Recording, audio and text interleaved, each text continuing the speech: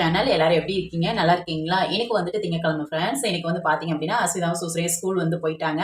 Afternoon வந்துட்டு நான் cooking வந்து ஸ்டார்ட் பண்ணிட்டேன். மணி பார்த்தீங்க அப்படின்னா 2:15 ஆயிருச்சு. குக்கிங் முடிச்சுட்டு அதுக்கப்புறம் போயிட்டு பிள்ளைங்கள வந்து கூட்டிட்டு வரணும். காலையிலக்கு அவங்களுக்கு வந்துட்டு லஞ்ச் பாக்ஸ்க்கு வந்துட்டு தயிர் சாதமும், அதுக்கப்புறம் வந்துட்டு முட்டை வந்துட்டு ஸ்க்ரம்பிள் பண்ணி அவங்களுக்கு வந்து குடுத்து விட்டுருந்தேன்.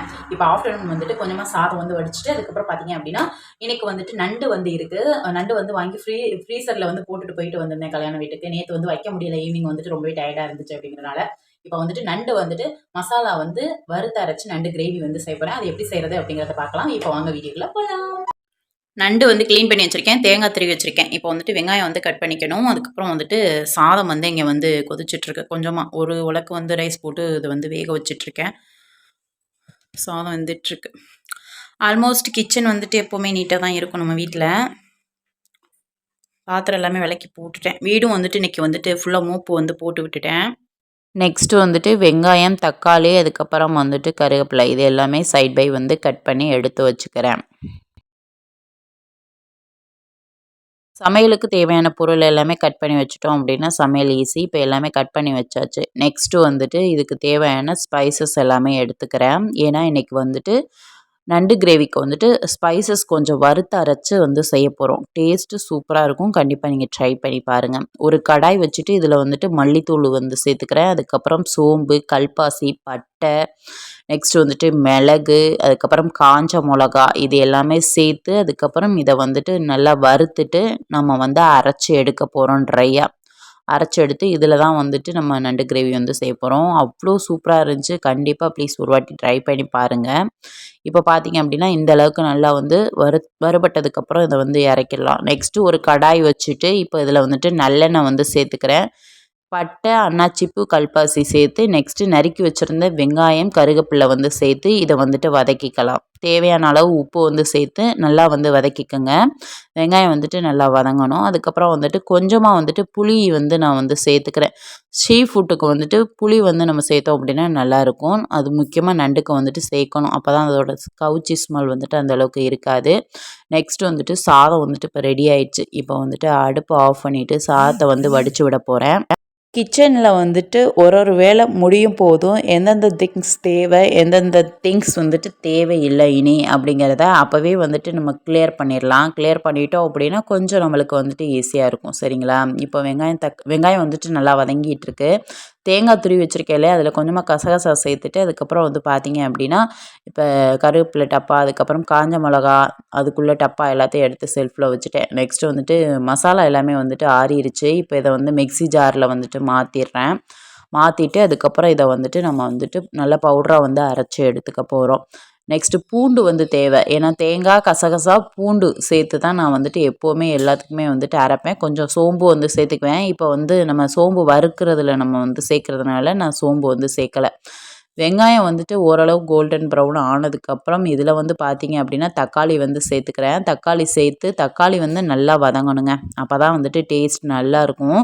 தக்காளி வந்து நல்லா குழஞ்சு வதங்கி அதுக்கப்புறம் தான் வந்துட்டு நம்ம ஸ்பைசஸ் எல்லாமே சேர்க்கணும். அடுப்பை சிம்மில் வச்சுட்டு மூடி போட்டுட்டு அதுக்கப்புறம் பார்த்தீங்கன்னா இஞ்சி பூண்டு வந்து சேர்த்துக்கிறேன்.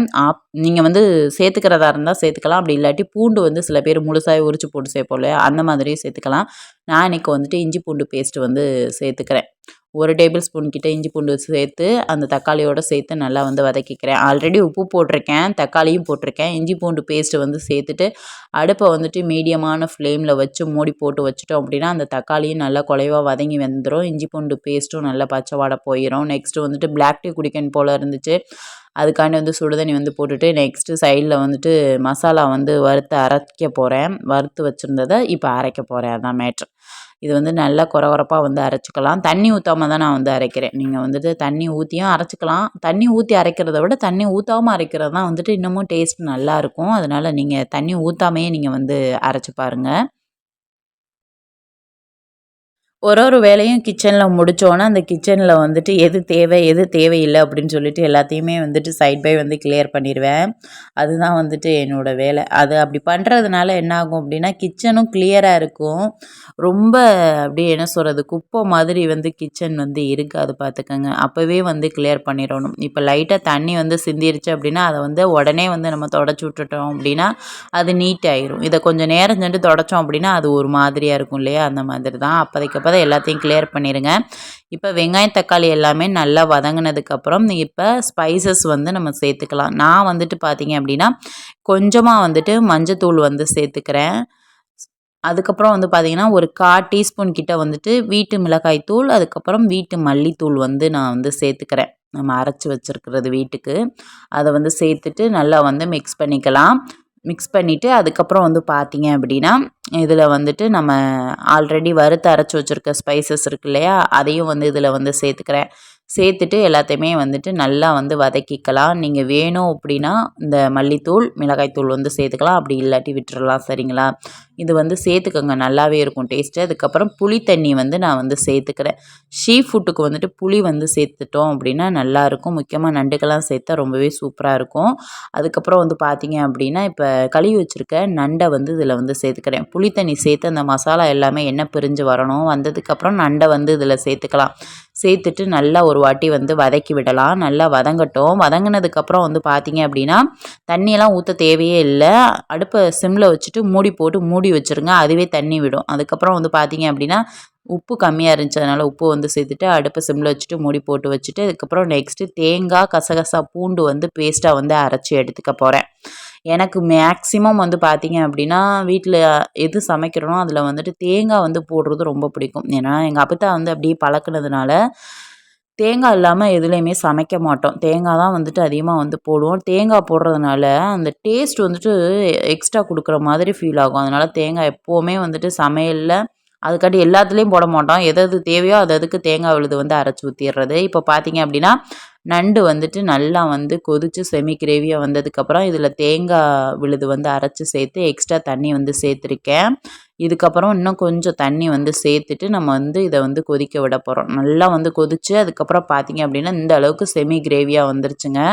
இப்போ இதில் வந்துட்டு கருவேப்பிலை வந்து தூவிட்டு அடுப்பு ஆஃப் பண்ணிவிட்டு நம்ம வந்து இறக்க வேண்டியதான். மசாலாலாம் அரைச்சி போட்ட நண்டு கிரேவி சூப்பராக வந்துட்டு ரெடி ஆயிடுச்சு. டேஸ்ட் வந்துட்டு அவ்வளோ சூப்பராக இருந்துச்சு. ஸ்பைசஸும் நார்மலாக இருந்துச்சு பிள்ளைங்க சாப்பிட்ற மாதிரி. உங்களுக்கு ஸ்பைசஸ் வந்துட்டு அதிகமாக வேணும் அப்படின்னா நம்ம வந்துட்டு ரோஸ்ட் பண்ணி வறுத்து அரைச்ச ஸ்பைசஸை வந்து அதிகப்படுத்திக்கோங்க. அதாவது முக்கியமாக அந்த காஞ்ச மிளகா, மிளகு இதெல்லாம் வந்து அதிகப்படுத்திக்கிட்டீங்க அப்படின்னா உங்களுக்கு ஸ்பைசஸ் வந்து கூடுதலாக வந்து கிடைக்கும். ரொம்பவே டேஸ்ட்டாக இருந்துச்சு. பிள்ளைங்களும் விரும்பி சாப்பிட்டாங்க. கண்டிப்பாக நீங்கள் ஒரு வாட்டி நண்டு வாங்கும்போது இந்த மாதிரி ட்ரை பண்ணி பாருங்கள். எப்படி இருந்துச்சுன்னு மறக்காமல் கமெண்டில் சொல்லுங்கள். நண்டு வந்து செஞ்சு முடிச்சிட்டேன் ஃப்ரெண்ட்ஸ். சுட சுட நண்டு ரெடியாக இருக்குது. இதை கொண்டு போய் கொடுத்தேன் அப்படின்னா சாதம் ஆல்ரெடி இருக்கும் ஆச்சிக்கிட்ட, அதாவது என்னோட அப்பத்தா கிட்ட சாதம்லாம் வடிச்சிருவாங்க.